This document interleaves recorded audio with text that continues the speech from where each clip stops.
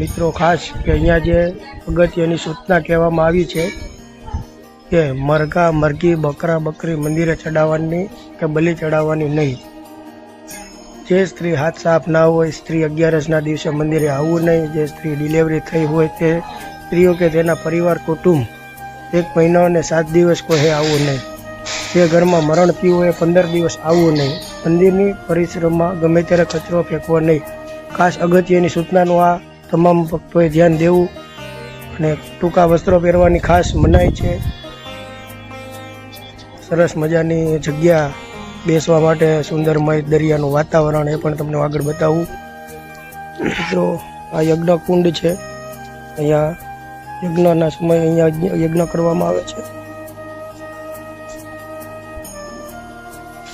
ત્યારબાદ આપણે દર્શન કરશું કાળ ભૈરવ દાદાના.